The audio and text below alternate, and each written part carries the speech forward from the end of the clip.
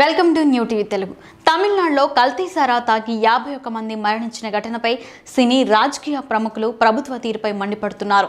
ఇక ఈ క్రమంలోనే ఈ ఘటనపై తాజాగా తమిళ హీరోలు సూర్య ఆగ్రహం వ్యక్తం చేస్తున్నారు. మద్యం పేరుతో విషాన్ని తాగుతున్నారని, ప్రభుత్వాలు తీవ్రంగా స్పందించి కఠిన చట్టాలు చేయాలని కోరారు. అంతేకాదు ఇదే విషయంపై తమిళనాడు ప్రభుత్వానికి సోషల్ మీడియా వేదికగా సుదీర్ఘ నోట్ రాశారు ఈ స్టార్ హీరో. ఒక చిన్న పట్టణంలో వరుసగా 50 మంది చనిపోవడం తుఫానులు, వర్షాలు, వరదలు వంటి విపత్తుల సమయంలో కూడా జరగని విషాదమని అన్నారు సూర్య. ఇంకా 100 మందికి పైగా ఆసుపత్రిలోనే ఉండటం కలకలం రేపుతుందని లేఖలో పేర్కొన్నారు. వరుస మరణాలు, బాధితుల రోదనలు హృదయాన్ని కలిచివేస్తున్నాయని రాసుకొచ్చారు. దీర్ఘకాలిక సమస్యకు స్వల్పకాలిక పరిష్కారం అనేది పనిచేయదన్నారు.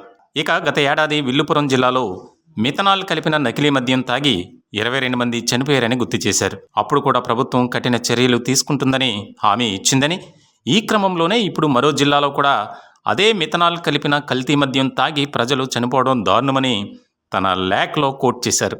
ఇప్పటివరకు ఎలాంటి మార్పు లేకపోవడం చాలా బాధాకరమని అన్నారు. అంతేకాదు అక్రమ మద్యం విక్రయాలను అరికట్టడంలో విఫలమైన పరిపాలనను తీవ్రంగా ఖండిస్తున్నా అన్నారు సూర్య. మృతులకు తన ప్రగాఢ సంతాపం తెలియజేస్తూనే ఆసుపత్రిలో ఉన్నవారు త్వరగా కోలుకోవాలని ఆకాంక్షించారు. దాంతోపాటే ఇక మీదట కొత్త చట్టం చేద్దాం, మేము దానిని ఎప్పటికీ రక్షిస్తాం అంటూ ఓ స్లోగన్ను తన లేఖ చివర్లో రాసుకొచ్చారు.